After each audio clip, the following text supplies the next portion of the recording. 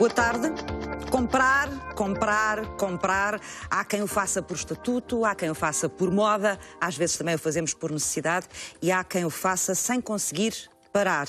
E é sobre esse comportamento compulsivo que vamos falar hoje no Sociedade Civil.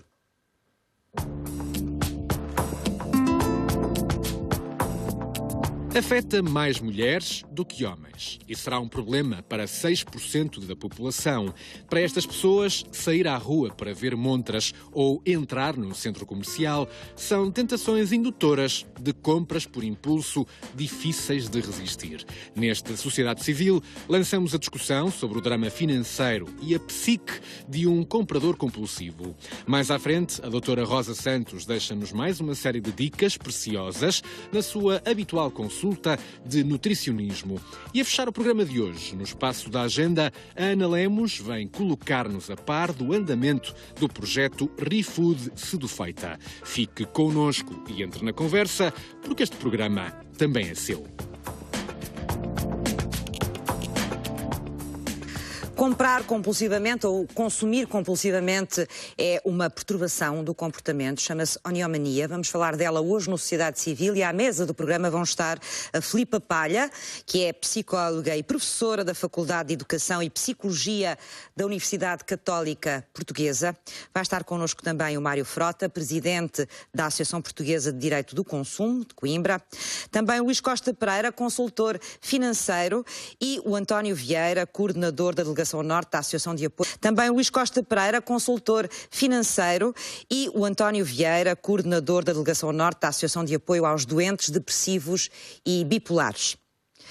Comprar tornou-se um hábito, e é um hábito sobretudo nesta época do ano, Natal e Ano Novo. Há quem o faça com disciplina e moderação, mas também há quem o faça de uma forma excessiva e sem controle. Vamos tentar perceber onde é que anda a fronteira entre as duas coisas. Aproveitem as últimas, vamos embora, aproveitem. É aproveitar enquanto há, porque as promoções são por tempo limitado e nesta moda do Black Friday, importada dos Estados Unidos, o consumidor é rei. Vermelho, vermelho. E no sul do Benfica. O marido é que vai decidir, anda algures por aí a ver se vale a pena. Viemos de propósito para este dia, para o Black Day, para o Black Friday. Desde as 3 da tarde, sensivelmente. Desde as 3 e vais esperar até que horas? Até às 18. Até às 18, para quê? Neste caso para comprar o quê? Neste caso para adquirir um home cinema, que custa à partida cerca de 500 euros e está a 129. Cada sector que tem algo em promoção tem 20 pessoas em fila praticamente, não estou para isso. Em época de Natal, comprar faz parte da tradição. A própria sociedade está reiteradamente cada vez mais consumista e é pelo consumo que a economia entra em crescimento. O problema começa quando se esbate a fronteira do bom senso e o indivíduo perde a noção de quando comprar se torna um vício, como uma droga. É o caso de Matilde, uma mulher que perdeu a conta aos sapatos que comprou. Comprava tudo.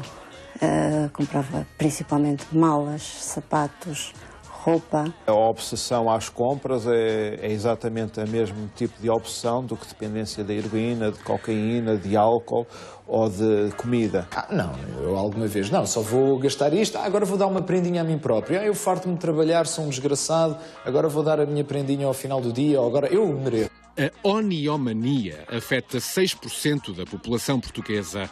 92% dos casos serão mulheres. Este consumo compulsivo é uma perturbação associada a doenças psiquiátricas como a depressão, a doença bipolar, a ansiedade, a anorexia, a bulimia ou até dependências de substâncias. É em si mesma uma perturbação psiquiátrica crónica e prevalente que se caracteriza por um comportamento crónico e repetitivo, difícil de controlar e que se torna realmente um problema grave quando o paciente já está submerso numa cascata de créditos pessoais. É um cartão Citibank antigo. Este é outro cartão Citibank. Mas quando temos um determinado padrão de vida acomodamos e queremos sempre pensar que as coisas a mudar, que mesmo a piorar, que não pioram por aí além, e às vezes as coisas mudam drasticamente. No dia em que a gente deixa de cumprir com a primeira prestação, nós somos massacrados 20, 30, 40 vezes por dia. Estes créditos entravam nas caixas do correio, debaixo da porta. Eram atrativos. Daí que bastasse um simples telefonema, uma simples mensagem e nós tínhamos acesso ao dinheiro disponível na nossa conta bancária. Nestes casos, a compra assume-se como um mecanismo de compensação para preencher um vazio interior. É uma perturbação do foro da ansiedade e uma pura incapacidade de autocontrolo. O grande desafio deste problema é conjugar o acompanhamento médico com uma cura financeira que permita sarar as feridas profundas que ficam abertas nas contas bancárias de um comprador compulsivo. O que é comprar compulsivamente? Quais são os sinais deste problema? São questões difíceis, ainda por cima numa sociedade tão consumista como a nossa. Muito obrigada aos meus 4 convidados desta tarde. Filipe Palha, vou começar por si e por tentar também definir um pouco melhor esta fronteira. Nós vivemos numa sociedade que é uma sociedade por excelência de consumo, que usa as mais variadas técnicas imagináveis e inimagináveis para pôr as pessoas a consumir, que passa uma mensagem constante de consumir de alguma forma nos pode trazer felicidade portanto, todos nós temos que ter um certo controle naquilo que consumimos, porque acabamos sempre por consumir, muitas vezes, sem a necessidade de o fazer. Até que ponto é que isso é um problema? Ou até que ponto é um problema, é uma doença, ou seja, numa pessoa que não consegue parar de consumir? Não torna mais difícil hoje a sociedade em que vivemos essa fronteira? Mesmo para um técnico, não é? Ou para quem tenha que detectar este tipo de situações? Bom, independentemente do terreno ser fértil para problemas desta natureza surgirem, exatamente como disse, porque nós temos a ilusão de que ter algum tipo de bens significa sermos felizes, ou termos um estatuto que é importante para essa felicidade, a questão da fronteira é definida pelo mal-estar que causa e pelas consequências que traz à vida de uma pessoa. E, portanto, essa fronteira, a partir do momento em que é ultrapassada, nós temos um problema. É claro que se eu tiver uma conta bancária infindável, eu posso comprar sem limites e não me traz problema nenhum, independentemente até poder... E uma pessoa que o faça, mesmo tendo uma conta bancária infindável, não pode ser... Volta à questão do bem-estar. Não pode ter também um comportamento compulsivo? Era exatamente onde eu queria chegar. É que a questão é as consequências que traz e o que é que significa para uma determinada pessoa. Se eu compro porque tenho um vazio que quero preencher e acredito que através das compras o vá resolver, eu obviamente tenho essa ilusão e há qualquer coisa que está na base e que não está bem e que deveria ser olhado. Independentemente, lá está, de eu poder comprar infindavelmente. Nas pessoas em que isso não acontece, temos uma consequência muito clara, que é, um dia, a percebermos que temos dívidas para pagar, que temos uma situação económica desastrosa e que temos uma série de problemas associados a isso, que obviamente afeta as vidas sociais, as relações interpessoais. Há pessoas que se endividam, que pedem dinheiro aos amigos, que ficam a dever, que deixam de falar, que deixam de atender o telefone, etc. Portanto, claramente nós passamos a barreira quando a percepção subjetiva de mal-estar existe, portanto a pessoa não se sente bem, e por outro lado porque as consequências estão à vista. E aí então, independentemente da nossa sociedade ser fantástica para nós todos queremos consumir ou sermos levados a consumir muito mais do que precisamos, há uma barreira que foi ultrapassada. Então, e quem não consegue parar nessa barreira, quem consome mais do que aquilo que pode ou deve, é sempre uma pessoa doente? É uma pessoa que tem um problema, claramente.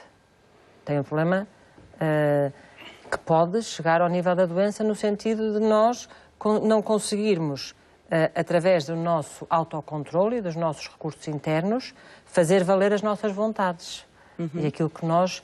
Porque muitas destas pessoas, até, um dos graves problemas é que se escondem, porque têm vergonha e têm consciência que estão a fazer qualquer coisa que não devem fazer. E, portanto, há, no momento deste processo, até se chegar a uma situação que é incontrolável e que muitas vezes é aquilo que obriga a pedir ajuda, não é? Muitas das vezes, há essa sensação que foi gradualmente sendo percepcionada pela pessoa, que ela tem uma certa vergonha. Aliás, a maior parte destas pessoas até faz as compras sozinha, não vai em grupo, não vai com as amigas, ou não é um programa simpático para se fazer em conjunto, porque é algo que é uma tensão e um mal-estar muito individual, que a pessoa tem vergonha de partilhar, tem consciência que não é normal, lá está, e portanto que o vive de certa forma solitariamente. Mas obviamente que isto chega, quando chega ao sofrimento, à ansiedade, à preocupação, à angústia, aos estados depressivos, até associados a tudo isto, claro que nós estamos com com uma doença. Mário Frota, até que ponto a forma como a sociedade hoje está organizada em termos de consumo potencia também este tipo de situações? Pois, esse é o quid. Essa é a questão.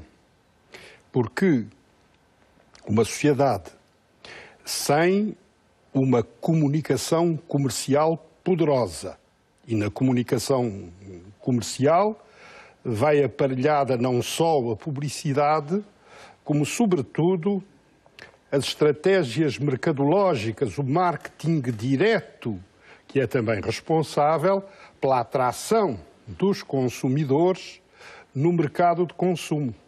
Mas um outro elemento não menos apreciável, que é o do acesso, e o do acesso indiscriminado ao crédito.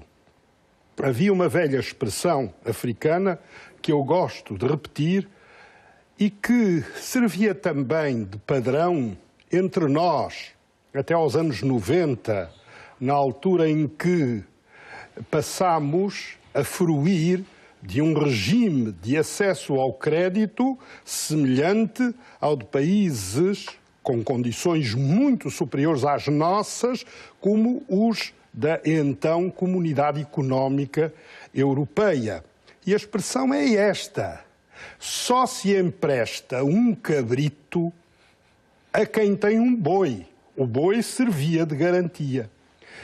As nossas sociedades passaram a emprestar, como eu digo, um boi a quem nem sequer um projeto de cabrito tinha. É uma bela imagem. E, na realidade, nós, vivendo no seio de um crédito selvagem, de resto a reportagem referiu com propriedade, estamos hoje mais condicionados. E, portanto, há uma quota parte de responsabilidade que, pelo menos até 2009, e espero que depois disso possa ser atuada, não afetou quem atraiu para a concessão de crédito os consumidores, que eram as instituições de crédito e as sociedades financeiras. Este crédito fácil, este crédito selvagem que a própria União Europeia, em determinada altura, veio a equacionar noutros moldes, designadamente através de uma avaliação prévia da solvabilidade do candidato ao crédito. Antes da concessão do crédito, ao contrário do que se fez até então, é preciso saber se aquele consumidor está em condições de poder assumir aquele compromisso. E, na realidade, quando nós, com base nestes dois instrumentos, a comunicação comercial, que começa, de resto, a afetar as crianças como universo-alvo, mesmo contra a lei, contra aquilo que é um adquirido no seio da União Europeia e particularmente entre nós, em que o Código da Publicidade, que é dos anos 80 e depois consolidado em 90, já procurava prevenir e que hoje está em todos os instrumentos internacionais. Mas publicidade, marketing direto, sobretudo através do telefone ou depois através de outras técnicas de comunicação, e lá está o acesso incondicionado ao crédito. E isso é um ingrediente extraordinário, é realmente algo de explosivo. É verdadeiramente um coquetel explosivo que pode desembocar nestas situações. Depois explode nas mãos do próprio consumidor, exatamente. Não é? Luís Costa Pereira, bem-vindo também. Como consultor financeiro deve lidar com este tipo de situações de vez em quando, não é? Elas aparecem com frequência e como é que lida com elas como consultor? Muito obrigado pelo convite. Relativamente digamos, à situação do crédito que leva ao consumo, nos últimos 4 anos a situação mudou radicalmente. A banca ficou sem capacidade de dar crédito precisamente porque pensava que as pessoas tinham o boi e afinal tinham projeto do cabrito. E muitos consumidores também ficaram sem a capacidade de pedir crédito. Também ficaram sem rendimentos, sem outras situações, com incumprimentos já por força dos anteriores, e também vem a limitar bastante o crédito que é concedido às famílias. Dentro daquelas famílias que é possível fazer crédito, e eu trabalhei muito na área da consolidação dos créditos, em que reuníamos vários créditos que eram oferecidos, digamos, às pessoas de forma fácil, e nós conseguíamos perfeitamente ver quem eram... reorganizados e renegociados, não é? Eram renegociados os créditos, era alongado o prazo, em condições às vezes mais vantajosas, dependia agora caso para caso, mas tentávamos arranjar uma última solução para essas pessoas. O que acontece hoje em dia é que já não há essa possibilidade da consolidação de créditos, nenhuma banca está a fazer, e a solução que as pessoas têm encontrado é a insolvência. Porque a situação ficou tão degradada através dos créditos que a única solução que essas pessoas têm é apresentar uma situação de insolvência. Mas isso são situações que não são situações, em princípio, de consumo compulsivo. Consumo compulsivo é aquela pessoa que não consegue parar de comprar, mesmo sabendo que não tem capacidade para comprar, não é? Muitas destas pessoas foram ludibriadas, é verdade, por alguns créditos e foram assumindo uma série de créditos em circunstâncias que, apesar de terem quase todo o seu dinheiro, digamos assim, empatado, conseguiam ainda resolver os problemas.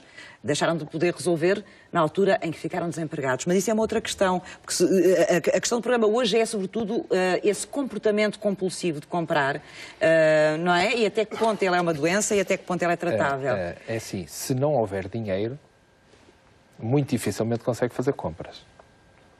Antigamente conseguia... É radical. É radical. E conheço casos concretos.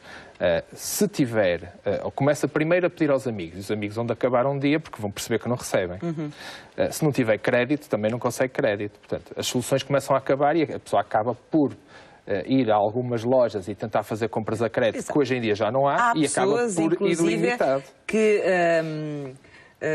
vão buscar os cartões de crédito de outras pessoas pela necessidade de consumir. Sim, mas isso digamos, tem uma perna curta. Isso é que é doentio, não é? É doentio e tem uma perna curta, porque pode fazer isso uma, duas vezes, não consegue fazer 10 nem 20, que era aquilo que faria antigamente com a capacidade que teria do acesso ao crédito. Portanto, é uma questão de tempo. Agora, digamos, o sintoma, digamos, compulsivo pelas compras continua lá. E está latente, porque essa pessoa continua, por exemplo, a tentar vender as coisas usadas que tem para conseguir ter capacidade para ir comprar outras que também não lhe vão servir para nada. É apenas tentar remediar a situação que já não tem a possibilidade de fazer a aquisição com os meios possíveis. António Vieira, bem-vindo também. Eu gostava de o ouvir, sobretudo, em relação a outras doenças, que na prática têm a ver com a associação que aqui representa, que em determinadas fases, em determinados momentos, é o caso dos doentes bipolares, podem levar as pessoas, em determinadas circunstâncias, a ter um consumismo compulsivo, que é o caso da bipolaridade, penso eu. Quer explicar-nos qual é o contexto desta doença que depois implica, em determinadas situações, com esta questão que estamos a abordar aqui hoje? Com certeza. Permita-me cumprimentar a todos os presentes e quem assiste ao programa lá em casa em nome da ADEB, esta oportunidade, que é uma espécie de prenda de Natal, porque nós, de facto, para além de tudo aquilo que foi dito até agora, associa-se ao comportamento compulsivo a dificuldade do doente em si, da pessoa que tem a perturbação bipolar ou unipolar, mais conhecida por depressão. De facto, são períodos, digamos, mais curtos, de duração, mas são episódios em que não há consciência, especialmente na bipolaridade, não há consciência desse consumo que pode ser, de facto, exagerado e abalar completamente a capacidade financeira de uma família. E porquê que não há consciência? O que é que se passa com a pessoa bipolar? Eu posso falar, em termos da minha experiência enquanto participante em grupos de familiares de doença bipolar e unipolar, e, de facto, a problemática é de que nas fases da hipomania ou da mania na doença bipolar, a pessoa tem uma sensação de ser capaz de fazer tudo o possível e imaginário e não tem consciência absoluta de que está num consumo acima das suas capacidades. Portanto, é uma fase de euforia, de euforia que leva as pessoas a sentirem-se capazes de qualquer coisa. Para realizar o que quer que seja. No comportamento depressivo, não tanto, já será mais semelhante à situação da pessoa comum, sem ser portador da doença, naquela necessidade de se satisfazer interiormente e de compensar o mal-estar que tem quando a depressão compulsão ataca. E é mais nesse quadro que, de facto, surge a compra. Na doença bipolar, de facto, ela pode assumir uma grandeza enorme e abalar completamente os meios financeiros de uma família. Filipe Palha, este tipo de comportamento compulsivo aparece muitas vezes associado a outras doenças, a outros problemas? Eu aqui pegando no que o António referiu, podemos distinguir dois processos. Há um processo que vai sendo construído, ou seja, uma pessoa que vai gradualmente tornando-se, quer seja viciada em compras, quer seja uma compradora compulsiva, e isto hoje em dia nós ainda não temos muito delineado, estamos num tipo de perturbação associada a algo mais obsessivo-compulsivo, se é mais uma relação de controle de impulsos e, portanto, se é uma adição. Não é? É um problema pouco investigado? É um problema pouco investigado, porque também, quer dizer, só talvez nas últimas 2 décadas é que nós temos este boom. Nós temos exemplos de pessoas, olha, Maria Antonieta, por exemplo, que foi uma gastadora excessiva, mas não temos assim um conjunto de pessoas ao longo da história que tenha criado um grupo possível de estudar. Portanto, nós temos mais recentemente grupos de estudo, muitas vezes começaram por estudos de caso, de grupos pequenos, e agora cada vez mais se está a estudar, tanto que no último manual de diagnóstico das perturbações mentais se tentou colocar o consumo compulsivo numa das áreas. Neste momento está dentro, talvez, daquilo que são as outras perturbações do controle de impulsos. Mas, pronto, há aqui uma diferença entre algo que tem a ver com este tal controle de impulsos, com algo que se torna uma necessidade. As pessoas têm um impulso de fazer algo que cria ansiedade enquanto não o satisfizer e, portanto, muitas vezes a passagem ao ato, que é esta tal falta de controle, porque eu tenho consciência que ao agir desta forma vou ter consequências, e a determinada altura elas são muito graves, mas eu não consigo controlar. E isto vai acontecendo no tempo e vai ser em crescendo. O que é diferente daquilo que o António, eu trato por António porque nos conhecemos, o António dizia há pouco, que é num quadro maníaco, que normalmente se tenta intervir o mais rapidamente possível, porque é algo que é patológico e que se deve tentar reverter o mais depressa possível, esta pessoa perde a consciência das consequências dos seus atos porque acha que tudo é possível e que realmente tudo é alcançável. Portanto, está plenamente É um quadro consciente. Temporário, não tem o tal...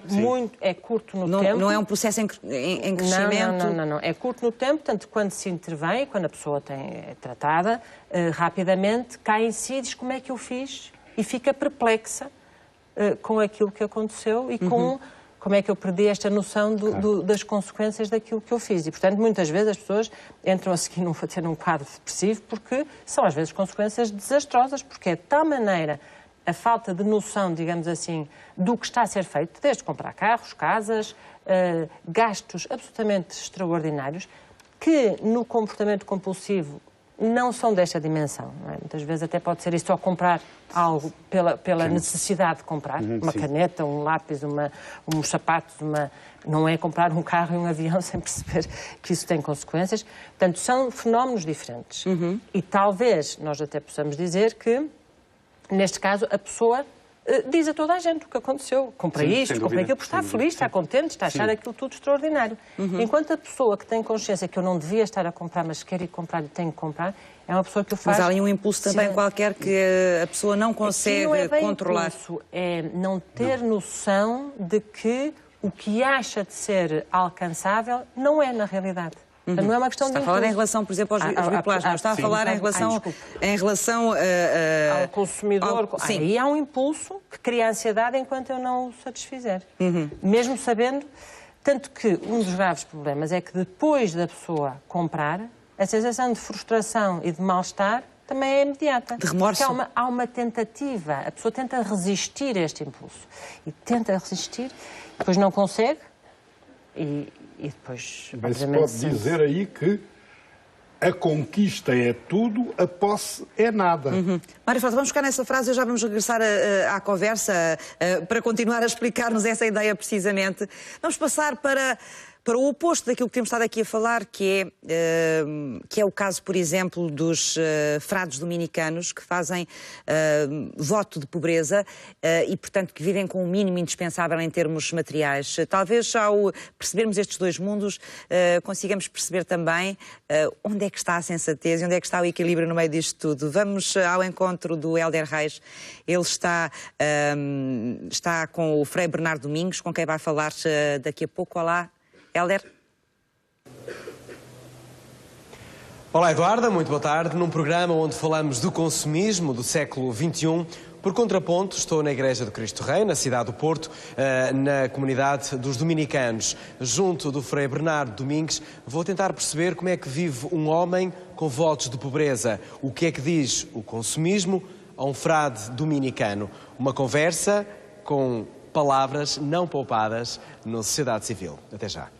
Até já, Hélder. Vamos então aí daqui a pouco para saber mais sobre a vida no dia-a-dia dos frades dominicanos. Mário Frota, a frase era muito interessante, mas agora vai ter que nos trocar isso em miúdos para nós percebermos melhor o que é que estava a querer dizer.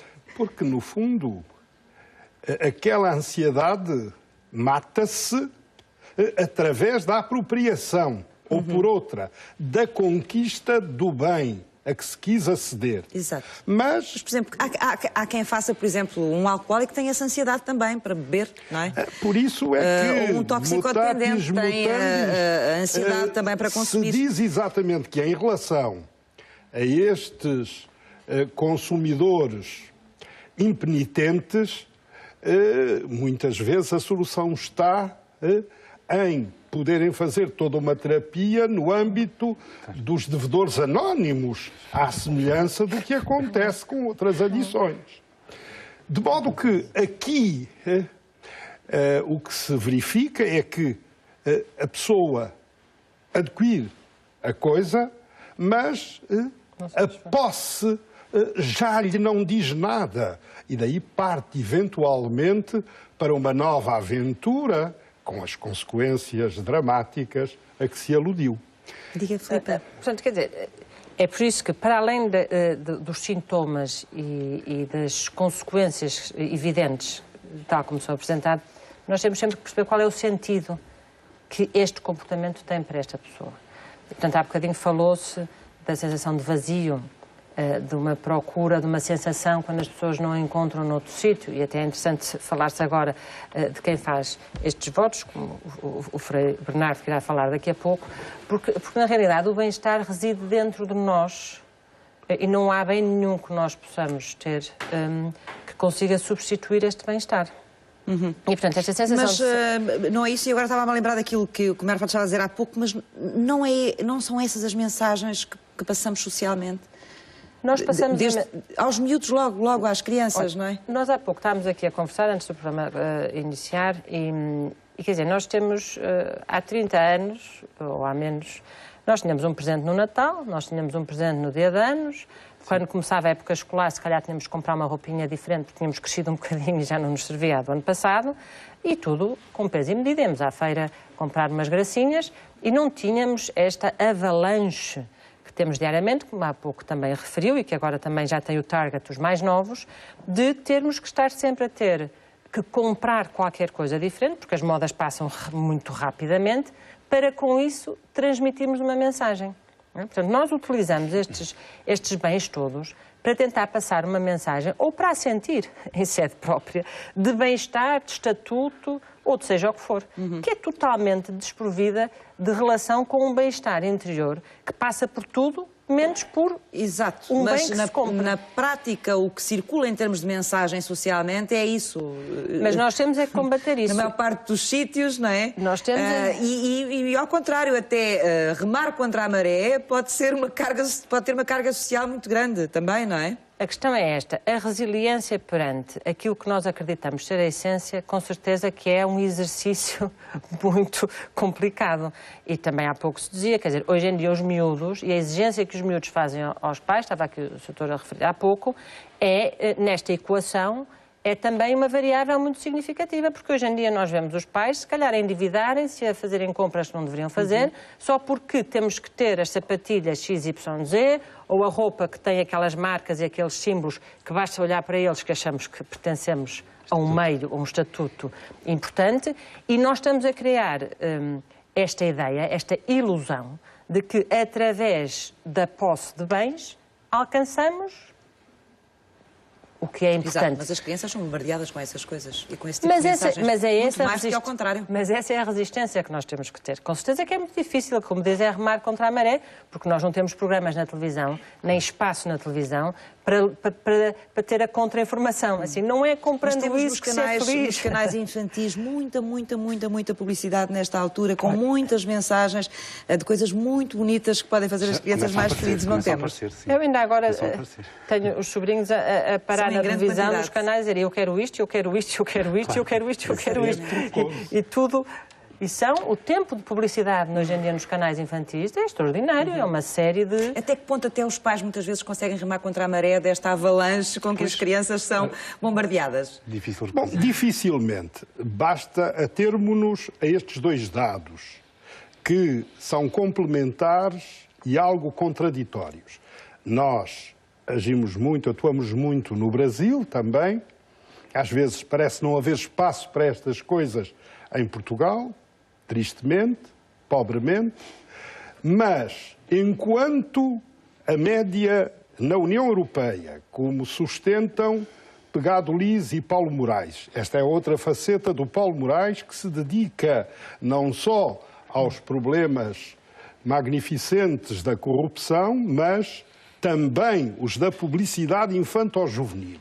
Enquanto na Europa os mais novos influenciam entre 30% a 40% dos orçamentos domésticos pelas suas imposições aos pais, no Brasil, para uma classe média, presumo, a cifra anda na ordem dos 80%. O que é significativo. 80% que as crianças influenciam nos orçamentos domésticos. Estes números deixam-nos efetivamente terrificados. Mas há uma base que está a ser ignorada. É que a lei estabelece desde 1981, lei substituída por um texto mais adequado em 96, a Lei de Defesa do Consumidor, que os programas escolares deverão ter educação para o consumo. E uma das vertentes é exatamente a educação para a publicidade. Ora, nós nunca tivemos nos currículos escolares nada que se assemelhe a uma educação para o consumo, não de forma episódica, não como um mero fogacho, mas como algo de institucional. Abrangido em cada uma das disciplinas de forma coordenada, exato, para que as pessoas possam efetivamente resistir aos encantos da sociedade de consumo. Não é só, Filipe, já lhe vou dar a palavra, não é só entender e ser capaz de interpretar a publicidade. Nós perdemos outras coisas, Luís, hoje somos consumidores, na sociedade consumimos muito mais e ao mesmo tempo perdemos também a habilidade de saber fazer contas, de ter a nossa vida financeira, pessoal e o nosso orçamento caseiro organizado, não é? Isso foi uma coisa que nós perdemos também e que os nossos pais, os nossos avós faziam de uma forma exímia, com muito menos instrumentos que o que nós temos hoje, porque não tinham tablets nem nada dessas coisas, nem aplicações que até já ajudam a fazer essas coisas, faziam isso no papel mesmo e no bloquinho de notas. Como o Sr. Mário Frota estava a referir, os menores cada vez têm mais força sobre os orçamentos familiares. Eu já fiz alguns programas sobre a elaboração de orçamentos familiares e o que é que isso pode traduzir no benefício, digamos, do conjunto da família. Evidentemente que este tipo de pessoas que têm compras compulsivas não fazem orçamento familiar. Isso é um dado adquirido porque no primeiro mês detectavam graves problemas. Quando estamos a falar de um orçamento familiar, quer dizer que toda a gente sabe qual é o rendimento disponível, aloca, digamos, a cada uma das parcelas, digamos, o capital disponível e sabe que no fim tem que sobrar dinheiro. Quando estamos a falar de compradores compulsivos, ou consumidores compulsivos, estamos a falar de alguém que perde nitidamente o conceito de orçamento familiar, mesmo que tenha muito capital. Porque podemos dizer que há pessoas que podem fazer um consumo desmesurado por terem muito capital. Mas o consumo consegue ser brutalmente maior do que qualquer capital que qualquer pessoa possa ter. E veja-se exemplos que temos cá na sociedade, que nós sabemos que se consegue ter um hotel. Eu vou dar exemplos. Hotéis a 50 euros ou hotéis a 2.500 euros por noite, portanto. Ou ilhas a 15 milhões, não é? Portanto, não há limite. E quando se entra, no compulsivo, estamos a falar de alguém que pode ir numa viagem de um avião daqui para Londres por de 50 euros a 700 euros, ou pode ir num jato particular por 30 mil euros. Pois, o nível de consumo também sobe. Não é comparável, é outro. Portanto, o que é que eu quero dizer com isto? Que se as pessoas fizerem um orçamento familiar e, digamos, aproveitando as palavras, se isto for incutido nas crianças, de que há, digamos, balizas no que é o orçamento familiar, do consumo que está disponível, ou da parcela que está disponível no rendimento para consumo, as pessoas não vão cair nas tentações de fazer disparates. Mas a minha questão era, deixámos muito de praticar isso, de fazer os orçamentos familiares, não é? Sim. Há muitas famílias que deixaram de o fazer e que não o sabem fazer já.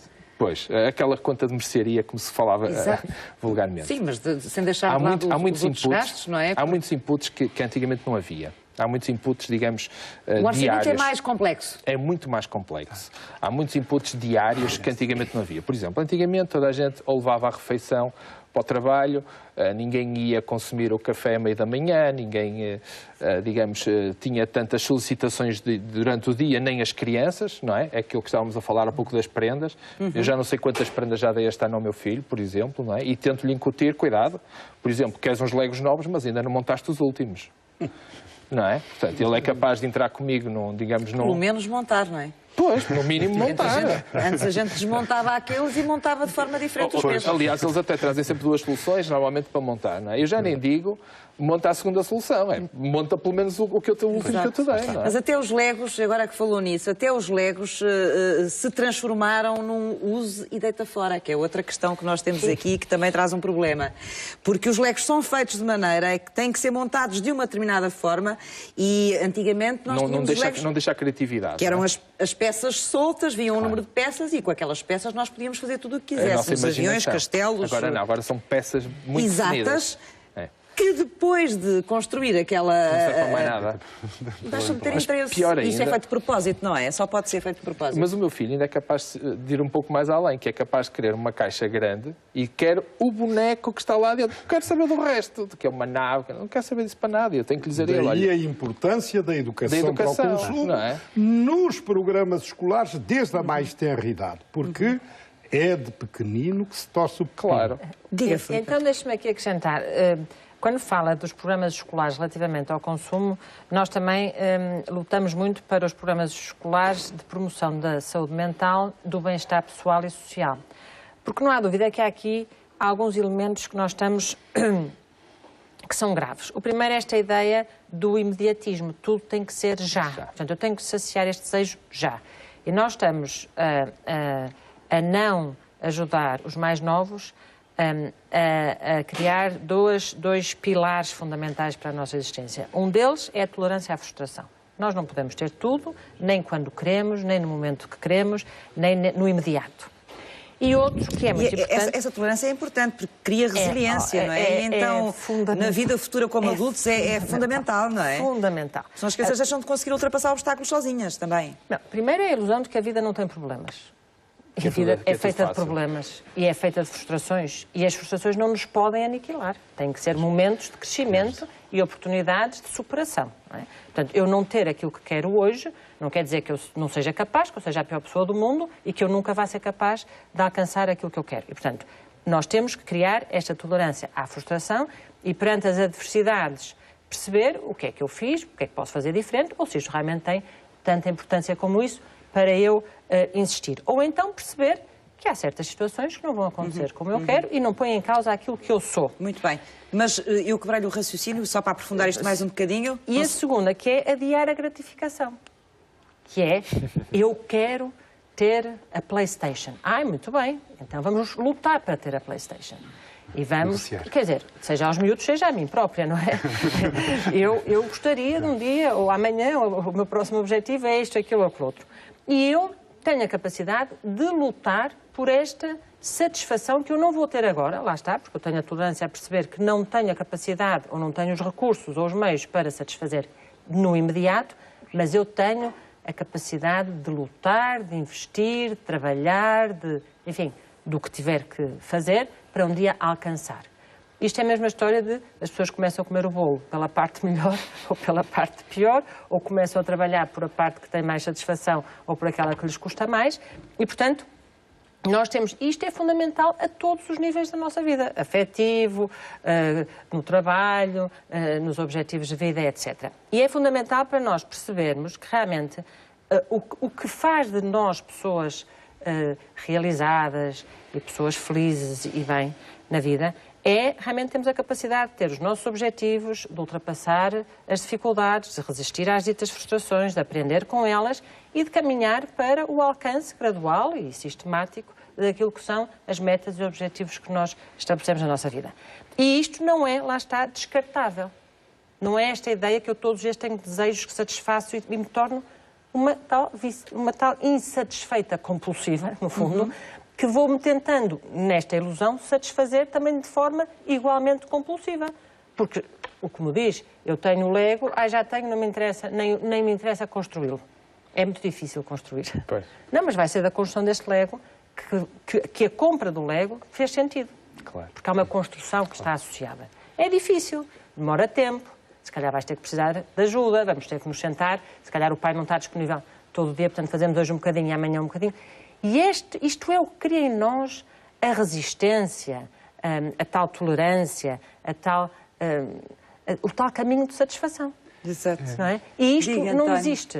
Diga. Eu gostava de associar isto que acabou de ser dito, o facto de que, para além de toda esta dificuldade de aprendizagem no controle da compra compulsiva, existe a necessidade de aprendizagem por parte do doente unipolar ou do bipolar, especialmente, de fazer uma outra aprendizagem que é o controle da doença, porque, digamos, para além daquilo que na sociedade cada um de nós tem estas atrações e a tendência para o pecado da compra, o doente em si, em alguns momentos, é vítima da própria doença e não tem uma escolha, não faz uma escolha. Ele é impulsionado. Aliás, o doente bipolar, em alguns momentos, sente uma felicidade enorme, de facto, em realizar coisas que num estado normal não realizaria e não faria. E com consequências, como disse, às vezes desastrosas, porque é capaz de comprar tudo aquilo que lhe aparecer na frente, de negociar, de comprar terrenos, de comprar casas,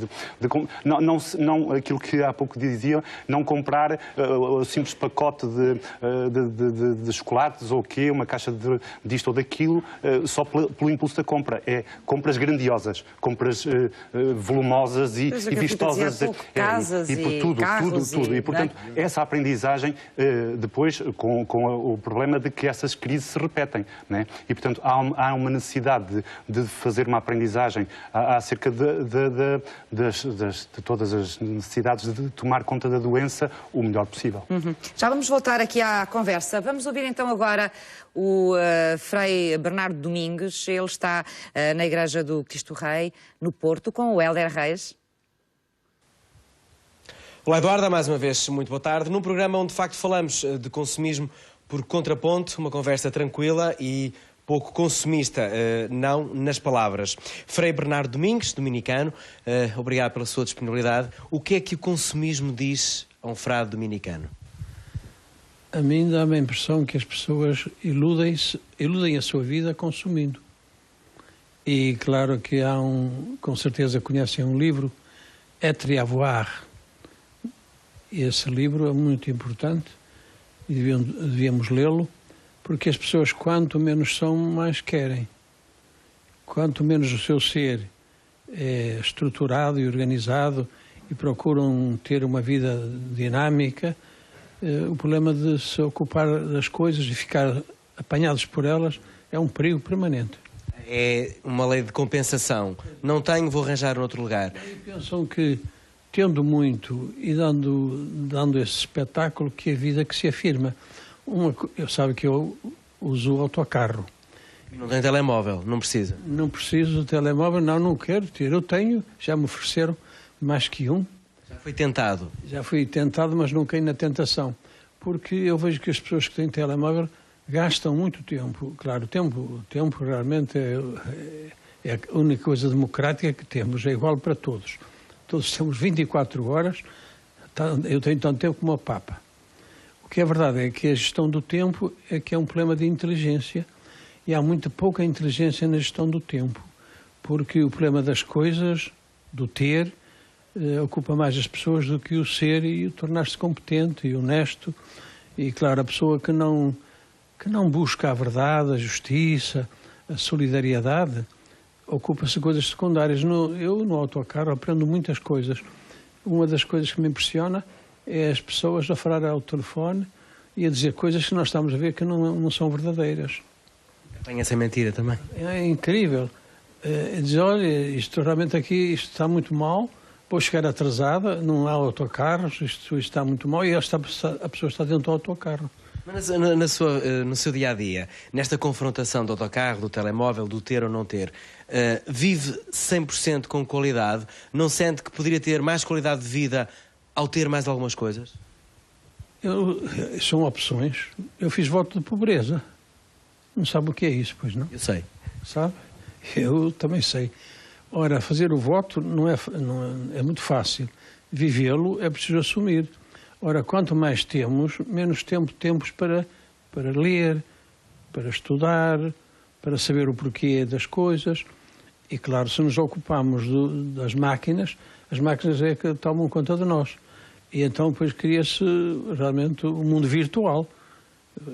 Sabe isso muito bem. Há pessoas que vivem a receber e a enviar mensagens inúteis ou prejudiciais até, porque o mundo virtual é que comanda o nosso mundo hoje. Uma certa utopia. Mas o que é para o espectador e que não conhece o que é um voto de pobreza? O que é um homem a viver num voto de pobreza? Sim, olha, a mim não me falta nada. Eu até sou um pobre rico. Tenho cama, mesa e roupa lavada. Se basta? É mais que suficiente. E tenho uma caneta para escrever. E livros para ler? Livros para ler, livros para escrever. Mas como é que um professor, uma pessoa que vive neste mundo, com jovens que têm todas estas atrações do dia-a-dia, se confronta ou se resolve? Uma das coisas, por exemplo, que me impressiona é ver os jovens que levam na mão o maço de tabaco e o telemóvel. E viajam acompanhados por... Numa mão tem o maço de tabaco e tem o telemóvel. Na outra tem o saco. Claro que eu não sei se as pessoas não sentem que isso que não é elegante, que isso não é normal, andar com isso na mão, mas já percebi que isso é uma maneira de afirmação. As pessoas que não se pode afirmar pelo que são, afirmam-se pelo que têm. Voltando ao consumismo, não é uma utopia nós queremos viver nessa procura da verdade e nessa satisfação daquilo que somos e não daquilo que temos? Sim, isso depois cada um tem a estrutura mental que tem. O consciente mental, nós herdamos, nós não fabricamos o consciente mental. Cada um de nós depois teve oportunidades para desenvolver e para reorientar para os fins objetivos e os meios, mas o problema muitas vezes é o contexto. Nós somos nós e a circunstância, como dizia Ortega Gasset, a circunstância em que nos desenvolvemos é que se desenvolve esta ideia de poder viver com um pouco e ser feliz, ou então acumular, porque nós somos o resultado de uma família. Obrigado, saúde, continuação de um ótimo dia. Eduarda, ficam aqui algumas dicas para uma conversa. Será possível, efetivamente, sermos felizes com muito pouco, num dia onde falamos do excesso no consumo? Até amanhã. Possível é, de certeza, e tivemos aí um exemplo de pessoas que conseguem viver bem, equilibradas e que estão bem, apesar de terem pouco. Eu gostava de os ouvir sobre algumas das afirmações que foram aqui feitas pelo Frei Bernardo Domingues. Filipa, pode começar. Posso.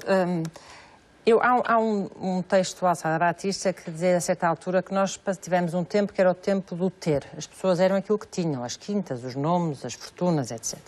Depois passamos para o tempo do fazer. primeira coisa que se perguntam uns aos outros é o que é que tu fazes? Portanto, nós temos que ter cursos superiores, todas as pessoas põem o DR e têm muito orgulho nisso, etc. Falta-nos o tempo do ser.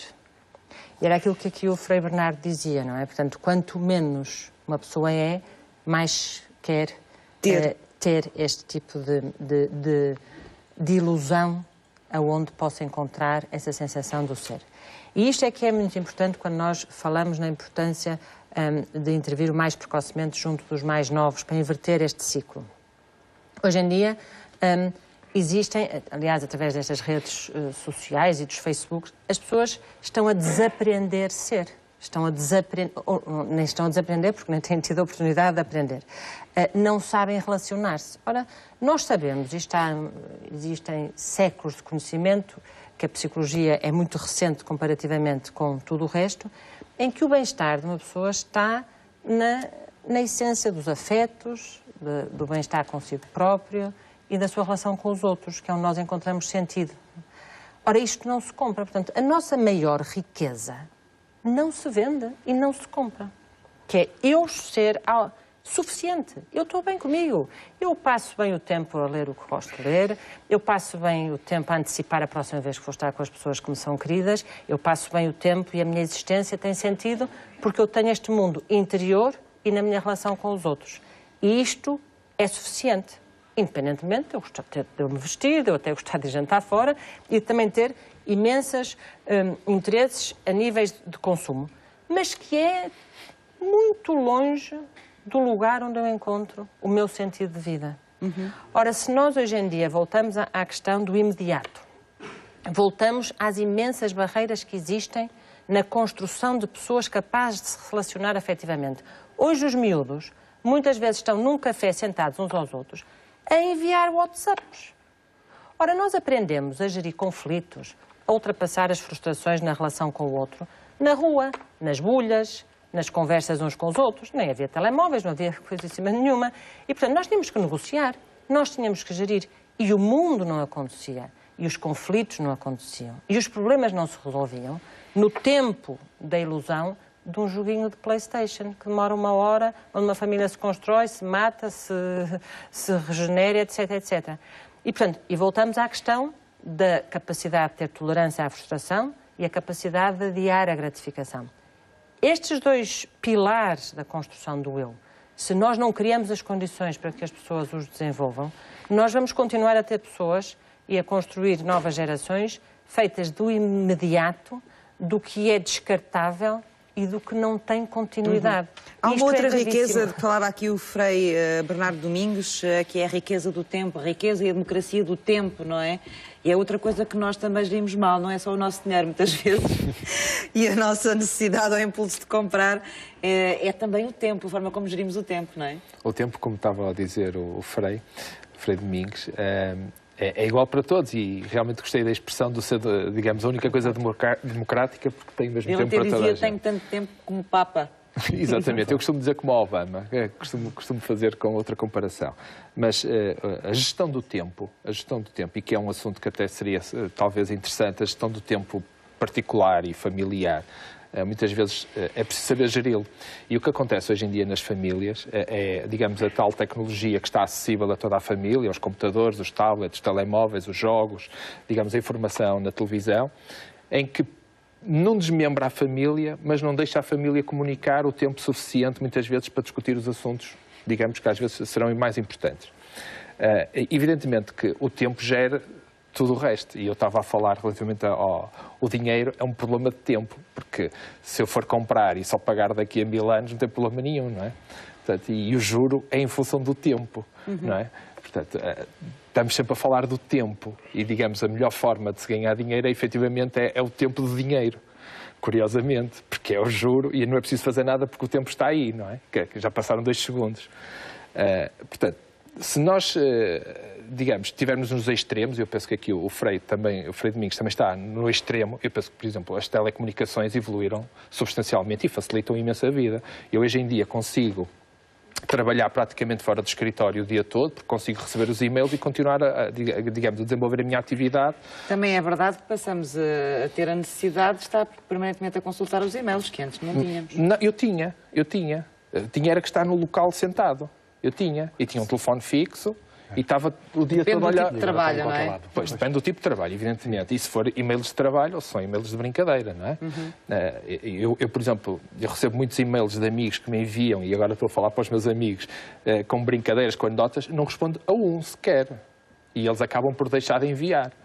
Não é? Portanto, depende daquilo que queremos fazer na internet. A internet está aí acessível e tem muitas vantagens, consegue-se poupar imenso tempo, consegue-se poupar imenso dinheiro e consegue-se, por exemplo, também ver preços. tem desvantagem nesta questão da compra compulsiva. Imagino que a internet tenha vindo a introduzir novas formas de consumo, algumas complicadas, não, Mário Frota? Através, designadamente, de uma comunicação comercial insidiosa. Aliás, vi hoje uma referência a propósito da perseguição através dos traços que vamos deixando nas consultas que fazemos e numa condenação a que um desses grandes sustentáculos de redes se expunha na Holanda a 10 milhões de euros exatamente por acompanhar cada uma das nossas consultas de publicidade apropriada porque houve uma apreensão dos nossos passos através dos cookies. Claro. Exato. Mas os cookies todas as marcas praticamente usam. Mas entende-se na circunstância que essa perseguição é que ultrapassa os limites. E, aliás, a publicidade é cada vez mais dirigida a quem está a usar o computador. Exatamente. De acordo com os interesses das pessoas e percebendo mais ou menos e de uma forma o que é que as pessoas procuram. Também. Mas há uma expressão, é que por vezes, para além da nossa própria estrutura psicológica, que deve ser tecida também de resistências e de manifestações de resistência, mas o povo dizia, num dos seus aforismos, num dos seus brocardos, num dos seus ditados, um ditado popular, a ocasião faz o ladrão. E, efetivamente, tudo aquilo que possa subverter, tudo aquilo que nos possa envolver sem essa sólida formação de base, é suscetível de nos corromper, de corroer a nossa própria personalidade e dar-lhe um outro entono.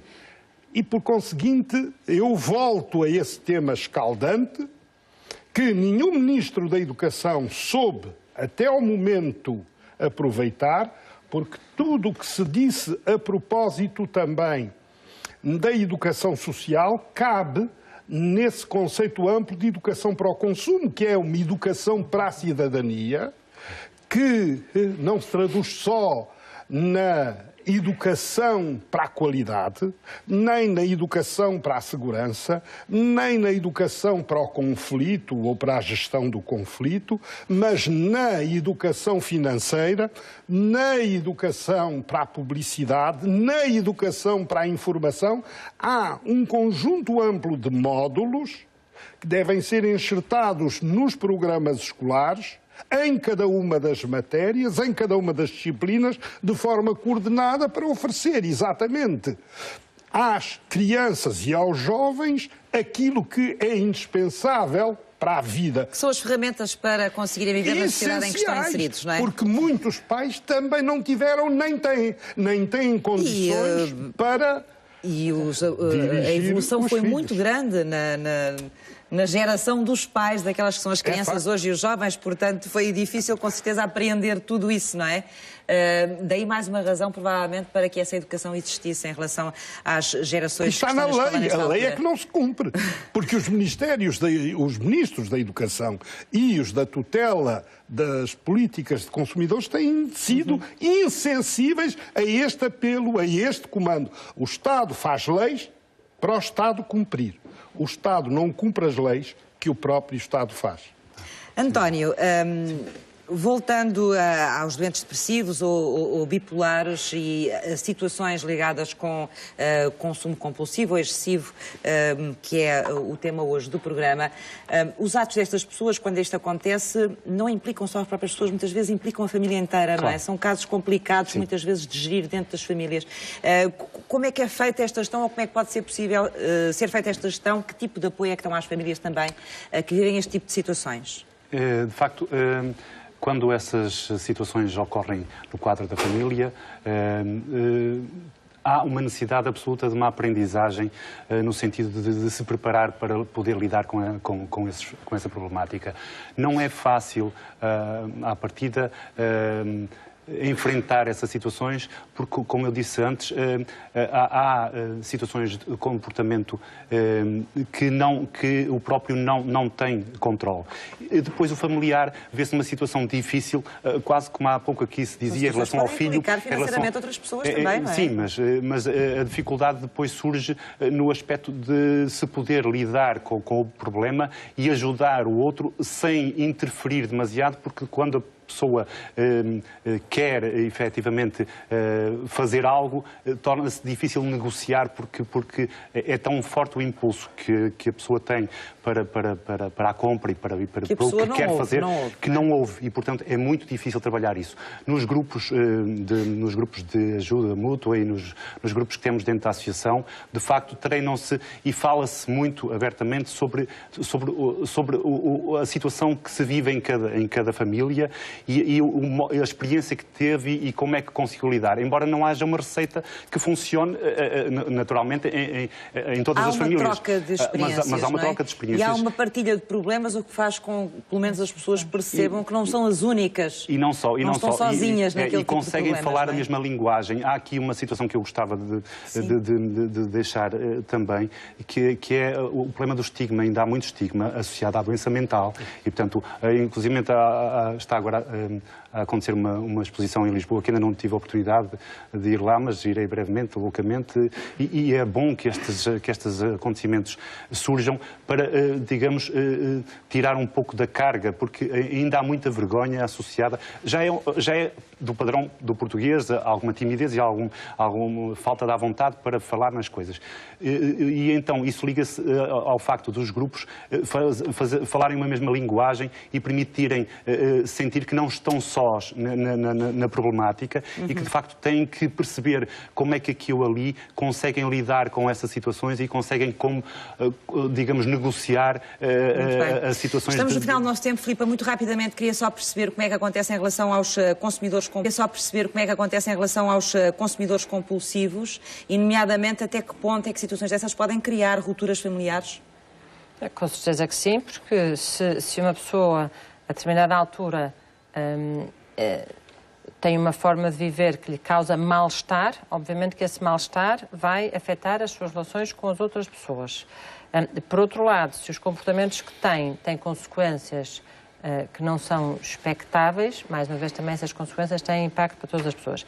E, portanto, também daí, e pegando um bocadinho aquilo que o António referiu, esta intervenção com as pessoas e com as famílias é importante na medida em que a família é muito importante para os processos de recuperação e para que problemas que existam num dos seus elementos possam ser ultrapassados, quer através da cooperação na identificação de sinais de risco, e nos casos, por exemplo, da perturbação bipolar, nos grupos de psicoeducação é muito importante, porque há situações em que nós podemos antecipar que estamos num momento de crise, e então aí muitas vezes até se cria alguns contratos em que a pessoa X ou Y tem a responsabilidade, olha, quando me vires a ter este ou aquele comportamento, eu dou-te a autorização para acionar... Pois, mas sim. Funciona, mas pode ser mas é uma dica que pode resultar para umas pessoas. Claro. Nesta circunstância, tu aciona o plano de emergência para intervir o médico, para aumentar a medicação, para eu deixar de fazer isto ou para ter maior controle. E, portanto, a família... E, por outro lado, para a família perceber o que é que acontece num contexto em que a pessoa não tem noção, não tem noção das consequências, e daí nós não temos que a responsabilizar, de outro tipo de circunstâncias em que nós temos que ajudar a pessoa a estabelecer limites e em que aí nós não podemos ser condescendentes, porque nós próprios precisamos de ajudar a saber aonde tem de parar. Quer seja acompanhando, verificando, dando o dinheiro existe que sempre pode uma gastar, certa energia, uma certa força, não é? E disciplina. Muito obrigada aos quatro por terem vindo esta tarde à Sociedade Civil e por terem conversado connosco sobre esta questão, o consumismo compulsivo, o consumismo em excesso. Bom, e agora vamos ter com a nutricionista